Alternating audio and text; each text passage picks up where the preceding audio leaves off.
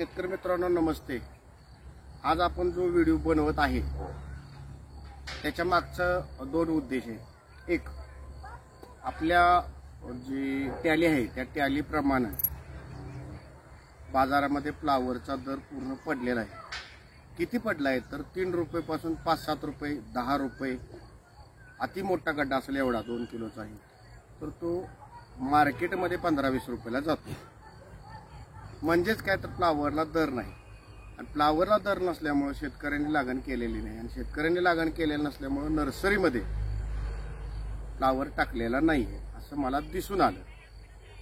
आणि ते दिसून आल्या क्षणी मी आमचे मित्र आदमापुरात आहेत राजेंद्र भाऊ, त्यांना मी फ्लावर लावायचा सल्ला दिलाय आणि त्यांनी 20 गुंठ फ्लावर लावणार आहेत।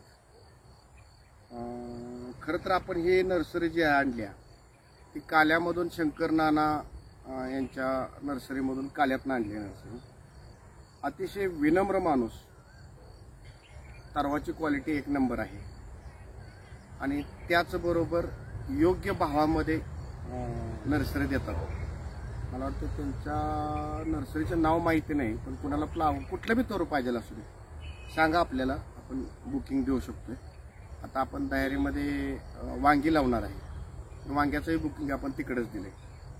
तर आता आपण फ्लावर लावलाय, पण कसा लावलाय शेतकरी मित्रांनो, तर ह्या 2 लाईनीला 1.5 फुटानं झाडं लावली, परत त्याच्या पलीकडल्या लाईनीला 1.5 फुटानं लावली, आणि एका बाजूला सुमारे 3 फुटावर एक झाड लावलं। असं का केलंय तर ह्या 2 लाईनीमध्ये ह्या लाईनीतून औषध मारणे आणि ह्याच लाईनीतून त्या लाईनीवर औषध मारणे। ओके, म्हणजे तीन सेम लाईनी, आणि एका लाईनीला मात्र एका बाबा आपल्याला चालायला यावं म्हणून लांब लांब लावलेला आहे। याचा फायदा काय होतो तर शेतामध्ये हवा बी खेळली जाते चांगली, आणि औषध मारायला पण आपल्याला त्रास होत नाही, आणि त्याची भर याला म्हणजे एक बाजू तर आपली भर लागू शकते। तसं ही लावण्याची पद्धत ओरिजिनल काय आहे तर ह्या डुंब्याला दोन्ही बगलन लावायचा असतो, आणि त्याच्या पलीकडला डुंबा मोकळा ठेवायचा असतो, परत त्या डुंब्याला दोन्ही बगलन लावायचा असतो फ्लावर, आणि तो डुंबा जो ठेवलेला आहे त्या डुंब्याची माती काढून इकडच्या बाजूला भर लावायची असते।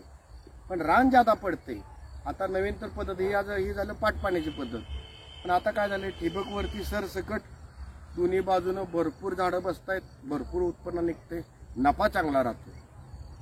पण नुसता नफा बघून मी कधी कधी चालत नाही, पण ठिबकवरती ते मात्र चालतं। चालू आता उन्हाळा आहे, पाटपाण्यानं झाडाची ग्रोथ चांगली होती, झाड चांगलं येतं, मे मध्ये आपला फ्लावर येणार आहे। आणि आजचा विषय आपला दुसरा असा आहे, 2 विषय मी म्हटलो होतो। एक विषय म्हणजे आमच्या राजेंद्र भाऊंच्यासाठी हा व्हिडिओ केलाय, 2 झाडामधलं अंतर 1.5 फूट, आणि 1, 2, 3 लाईनी सेम, 1 लाईनीला गॅप दिलाय। ठीक आहे, अशा पद्धतीने फ्लावर लावलाय, एका लाईनीला 3-3 फुटावर लावलाय। जरा व्हिडिओ इकडे टाक, हे 2 सेम आहे, या 2 लाईनी सेम लावल्या, याच्या पलीकडे पण सेम लावलंय, म्हणजे हा डोंब्याला 2 सेम, ह्या डोंब्याला 1 सेम 1 गॅप, त्याच्या पलीकडं 3-3 फुटावर, इकडं 3-3 फुटावर, म्हणजे 2 डोंब्यामध्ये सेम 1 सेम 1 गॅप अशा पद्धतीने लावलेला आहे। तर ती लावताना थोडं विचार करून बायका माणसांना ते जुळत नाही, हा एक उद्देश झाला। आणि दुसरा महत्वाचा उद्देश काय की आता तुम्ही मायमाऊली तुम्हाला माहित असेल, कांद्याच्या पातीचा दर पडलाय, भाजीचा दर पडलाय, फ्लावरचा दर पडलाय, वांग्याचा दर पडलाय, वाळकाचाही दर पडलाय, कारण वाळका 80, 100, 120 रुपये 30 रुपये पावशेर असे जातात सुरुवातीला, आता नाही। पण तो दर कोणाला भेटला का? भेटलेला नाही।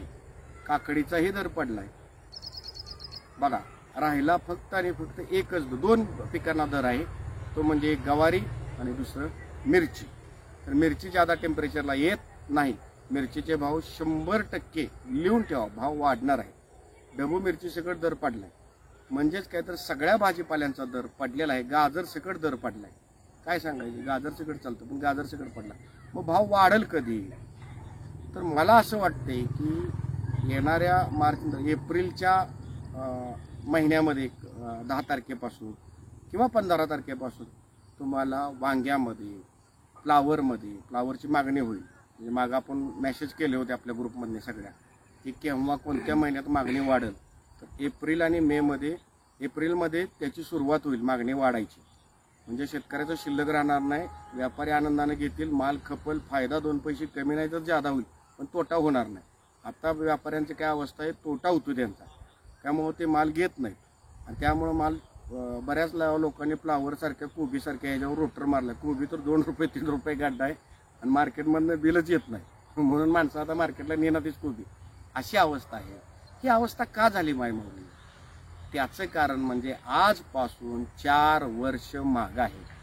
19-20ला अतिवृष्टी झाली. ह्या अतिवृष्टीमध्ये काय झालं तर पाणी उमाळलं शेतात. वांगी असू दे, कुठली बी भाजीपाला असू दे, तो भाजीपाला म्हणजे त्याला वांगी असली तर वांगीच लागली नाहीत, फ्लावर असेल तर कुजून गेला. मग त्याच्यानंतर माणसाने काय केलं, कांड पुरलं. परत 20ला अतिवृष्टी झाली, मग त्यामुळं पण शेतीचं नुकसान, भाजीपाल्याचं नुकसान झालं. पुन्हा माणसाने कांड पुरलं. पुन्हा काय झालं, लॉकडाऊन पडला. 2 वर्ष लॉकडाऊनमध्ये गेलं. पुन्हा माणसाने ऊस लावला. आता हे 4 वर्ष झालेले आहे पूर्ण. आणि लागण खोडवं की त्याचा पट्टा संपलाय. आणि हा पट्टा संपल्यानंतर आता ऊस गेल्यानंतर जानेवारी-डिसेंबर महिन्यापासून ज्यांचे ऊस गेले ती लोक भाजीपाल्याकडं वळलेली आहे. मग किती वळलेले आहे तर 100 पैकी 40 शेतकरी वळलेले आहेत. आणि पहिले 20 म्हणजे 60-70% भाजीची आवक झाली. 3 पट इस्लामपुरात शनी मंदिर, इकडे यल्लामा चौक आणि बाजार, इतका मोठा बाजार म्हणजे बाजाराच्या 3 पट बाजार भरतो, इतकी भाजीची आवक आहे. मग ही आता येणाऱ्या काही दिवसामध्ये तुम्हाला म्हणजे काही जणांचं बरेचच लॉस झालेलं आहे. माणसाकडे एकतर पैसा नाही आहे, मंदी आहे. ह्या मंदीमध्ये माणसं टिकणार नाहीत आणि पुढं भाजीपाल्याचा दर वाढत. पण वाढणाऱ्या भाजीपाल्याच्या दरापैकी कुठला आहे तर फ्लावरचा एक दर वाढत, वांग्याला थोडीशी सुधारणा होईल. फुल वाढेल असं म्हणत नाही, सुधारणा होईल. त्याचनंतर मिरचीचा दर चांगला राहील. त्यानंतर आता भविष्यात म्हणजे जून-जुलैमध्ये कांद्याला एक भाव चांगला राहणार. कारण दरवर्षी माझी टॅली अशी आहे की कांदा मार्च महिन्यामध्ये 2 रुपये किलोपासून 10 रुपये किलो, म्हणजे 2 रुपये 3 रुपये 5 रुपये किलो पासून कांद्याचा भाव होता. पण औंधा तसं झालंय का? झालेलं नाही मित्रांनो, ध्यानात ठेवा. म्हणजेच कांद्याला पुढं चांगला भाव भेटणार आहे. मग आता पुढं भाजीपाल्यांना कुठल्या दर गावणार नाही तर ते क्लायमेटवरती अवलंबून राहणार आहे. टोमॅटोला दर मला काय वाटत नाही वाढला असं. जर आभाळी वातावरण झालं तर रोगराई वाढतील, रोगराई वाढली की उत्पन्न घटतं. त्याच्यावरती पण बरंचसं अवलंबून आहे निसर्गावर. आणि निसर्गाशिवाय कोणीही पुढलं जजमेंट सांगू शकत नाही.